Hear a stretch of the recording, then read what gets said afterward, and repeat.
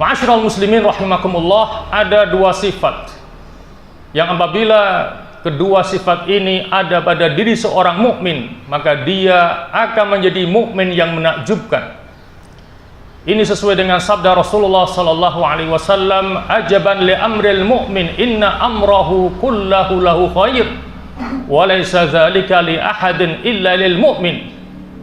In asabathu sarra syakar fakana khairan lah, wa in asabathu dharra sabar fakana khairan lah." Sungguh menakjubkan urusan orang yang beriman itu, semua urusannya mengandung nilai kebaikan baginya, dan itu tidak didapatkan kecuali hanya oleh orang yang beriman saja. Apabila ia mendapatkan kesenangan, ia bersyukur, maka syukur itu baik baginya. Apabila mendapatkan kesusahan, ia bersabar, maka sabar itu baik baginya. Di antara kebaikan yang akan didapatkan ketika orang itu bersyukur adalah bahwa Allah akan lebih menambah nikmatnya kepadanya. Sebagaimana yang Allah nyatakan, wa ita'adzana rabbukum la in syakartum la azidannakum wa la in kafartum inna adzabi lasyadid. Dan di antara kebaikan yang akan didapatkan ketika seseorang itu bersabar atas musibah yang menimpanya adalah bahwa dia akan mendapatkan balasan yang tanpa batas dari Allah Subhanahu wa taala, sebagaimana firman-Nya, innama yuwaffas sabiruna ajrahum bighairi hisab. Ma'asyiral muslimin rahimakumullah, terkait dengan kedua sifat ini, pada kesempatan khutbah kali ini saya akan mengangkat sebuah tema kisah menakjubkan tentang sabar dan syukur. Dan sosok yang akan kita angkat kisahnya adalah seseorang yang bernama Abu Qilabah. Nama sebenarnya adalah Abdullah bin Zaid al-Jarmi, dan dia adalah salah seorang yang banyak meriwayatkan hadis dari sahabat Anas ibn Malik. Dan di antara yang mengangkat kisahnya adalah Al-Imam Ibnu Hibban dalam kitabnya Ats-Tsiqat. Dan di sini saya akan mengambil kisah dari seseorang yang menemani beliau ketika beliau menghembuskan nafasnya yang terakhir, yang bernama Abdullah bin Muhammad. Abdullah bin Muhammad berkata, pada suatu hari aku berada di wilayah perbatasan di suatu daerah yang ada di negeri Mesir. Dari kejauhan aku melihat ada sebuah tenda yang kecil dan lusuh. Maka aku penasaran, ingin tahu siapakah yang ada di dalam tenda itu. Maka aku pergi ke sana. Sesampainya di tenda, sebelum masuk ke dalamnya, aku mendengar orang yang ada di dalamnya memanjatkan doa kepada Allah dengan mengatakan, Rabbi auzi'ni an ashkura ni'mataka allati anta alayya wa an fadaltani ala katsirin ma khalaqta tafdila. Yang artinya, wahai Tuhanku,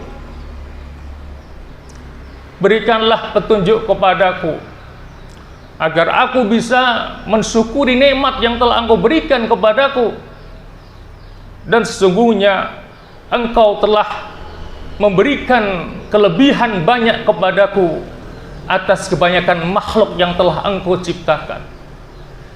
Dalam benak Abdullah, dia berpikir bahwa orang yang ada di dalam tenda itu adalah orang yang banyak mendapatkan nikmat dari Allah Subhanahu wa taala. Maka ketika dia minta izin masuk ke dalamnya, maka yang dilihatnya tidak sama dengan yang dia bayangkan. Yang ia temukan di dalam tenda itu seorang tua dengan kondisi kedua tangan dan kakinya lumpuh, pendengarannya sudah melemah, dan kedua matanya buta. Kemudian Abdullah bertanya kepadanya, wahai saudaraku, apakah Anda paham dengan doa yang Anda panjatkan tadi? Orang itu mengatakan, tentu aku paham maksud daripada doaku itu. Aku bertanya kepada Anda, nikmat dan kelebihan apa yang telah Allah berikan kepadamu dalam kondisi yang seperti itu. Orang tadi mengatakan, ketahuilah wahai saudaraku, sesungguhnya aku telah banyak mendapatkan nikmat dari Allah Subhanahu wa ta'ala. Jika tidak, maka Allah bisa perintahkan halilintar untuk menyambar diriku, atau Allah perintahkan air untuk menenggelamkan diriku, atau Allah perintahkan api untuk membakar diriku, atau Allah perintahkan bumi untuk menelan diriku, dan itu semuanya tidak Allah lakukan terhadap diriku. Dan satu hal, Allah masih memfungsikan lidahku dengan sebaik-baiknya, sehingga aku masih bisa berbicara dan bisa berzikir kepada Allah Subhanahu wa ta'ala. Sungguh satu jawaban yang tidak mungkin keluar kecuali dari orang yang benar-benar dekat kepada Allah Subhanahu wa ta'ala. Kemudian orang tadi mengatakan, kebetulan Anda bertemu dengan saya dan saya minta tolong kepada Anda. Kemudian Allah mengatakan, apa yang bisa aku bantu? Kemudian dia mengatakan, ketahuilah sesungguhnya aku punya seorang anak laki-laki, dan dialah yang selama ini menemani aku dan meladani aku. Dialah yang mengambilkan air untuk aku berwudu. Dialah yang menyuapi makanan dan minuman ketika aku mau makan dan minum. Dan sudah 3 hari aku tidak mendapati anakku itu. Tolong carikan dia sampai ketemu untukku. Maka Allah mengatakan, baiklah, akan aku carikan anakmu sampai ketemu. Maka dia keluar dari tenda dan berusaha untuk mencari anak orang yang ada di tenda itu. Setelah cari ke sana dan kemari, akhirnya dia mendapati sebuah gundukan tanah. Di sebelahnya ada jasad seorang anak muda dalam kondisi telah terbujur kaku karena dimangsa oleh binatang buas. Dan dia memastikan inilah anak muda, anak dari orang yang ada di tenda itu. Kemudian Allah bertanya, bagaimana aku mengabarkan kepadanya kalau anaknya telah meninggal dunia, padahal dia sangat membutuhkannya. Kemudian aku teringat dengan kisahnya Nabi Ayub alaihissalam dengan berbagai macam musibah yang menimpanya, dan itulah yang aku jadikan pembuka untuk memberikan tahu kepadanya bahwa anaknya telah meninggal dunia. Akhirnya aku kembali ke tenda itu. Dan sebelum dia bertanya kepadaku apakah aku sudah menemukan anaknya ataukah belum, maka aku bertanya kepadanya, wahai saudaraku, apakah Anda pernah mendengar kisahnya Nabi Ayub alaihissalam? Dijawab, ya, aku pernah mendengarnya. Tahukah Anda bahwa Nabi Ayub diuji Allah dengan dimusnahkan semua hartanya? Dia mengatakan, ya, aku tahu, dan Nabi Ayub menerimanya dengan penuh kesabaran. Tahukah Anda bahwa Allah mewafatkan 10 anaknya Nabi Ayub? Dia mengatakan, ya, aku tahu, dan dia menerimanya dengan penuh kesabaran.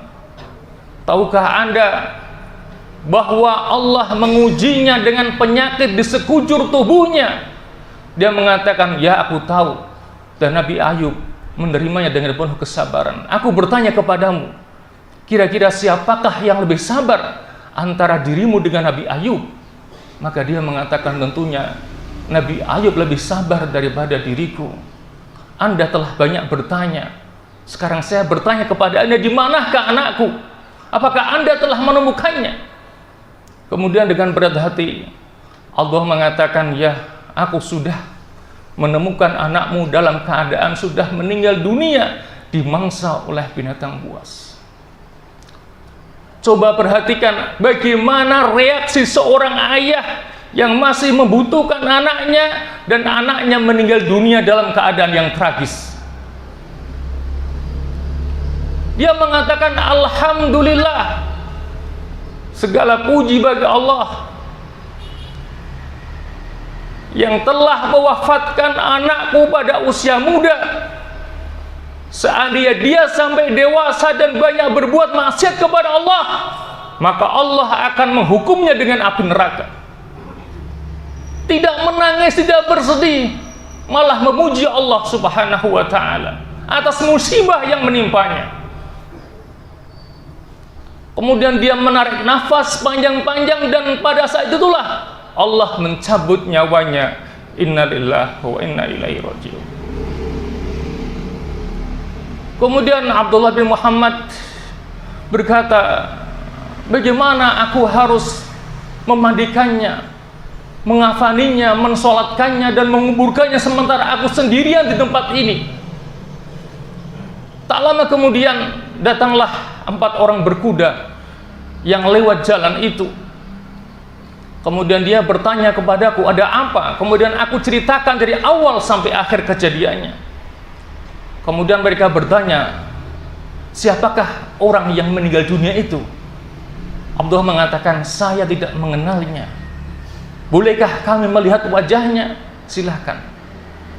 Begitu dilihat wajahnya, keempat orang itu menangis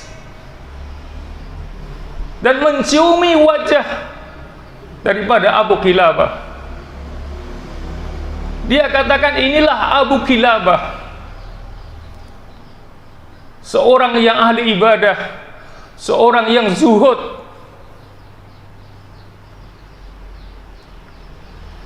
orang yang banyak meriwayatkan hadis dari sahabat Anas bin Malik. Dan inilah orang yang menolak jabatan menjadi hakim yang akan diberikan oleh khalifah kepadanya,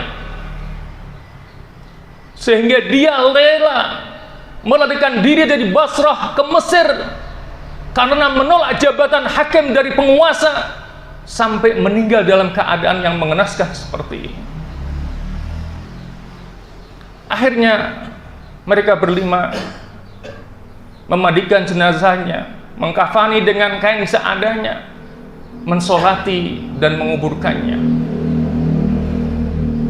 Setelah selesai, maka keempat orang itu berpamitan untuk meneruskan perjalanannya, dan aku pun kembali ke tempat penjagaanku. Pada malam harinya, ketika aku tidur, aku bermimpi bertemu dengan Abu Kilabah di taman surga yang sangat indah sekali, dengan mengenakan baju yang sangat indah sekali, sambil membacakan firman Allah dalam surah Ar-Ra'd ayat 24, salamun alaikum bima sabartum fa ni'ma uqbaddar. Keselamatan atas kalian dikarenakan oleh kesabaran kalian, dan alangkah baiknya tempat kesudahan itu. Kemudian dalam mimpinya Abdullah bin Muhammad bertanya, wahai Abu Kilabah, mengapa anda bisa masuk ke dalam surga? Maka Abu Kilabah mengatakan, sesungguhnya surga itu bertingkat-tingkat dan tidak akan bisa didapatkan kecuali hanya oleh orang yang bisa sabar ketika mendapatkan ujian dari Allah, dan dia senantiasa bersyukur atas nikmat yang Allah berikan kepadanya. Kemudian Abdullah terbangun dari tidurnya. Ma'asyiral muslimin rahimakumullah, sebuah kisah yang menakjubkan tentang sabar dan syukur. Sekarang marilah kita coba buat perbandingan antara diri kita dengan Abu Kilabah. Abu Kilabah kedua tangan dan kakinya lumpuh, kita tidak. Kita bisa menggerakkan kedua tangan kita semau kita, kita bisa melangkahkan kedua kaki kita kemana saja kita ingin pergi. Abu Kilabah pendengarannya kurang, kita masih bisa mendengar dengan tajamnya. Abu Kilabah kedua matanya buta, kita tidak buta sehingga bisa melihat indahnya dunia ini. Maka seharusnya kita lebih bersyukur daripada Abu Kilabah, karena kita bisa dikatakan lebih banyak mendapatkan nikmatan dari Allah daripadanya. Dan kita harus lebih bersabar, karena ujian yang kita terima belum seberat dengan yang diterima oleh Abu Kilabah.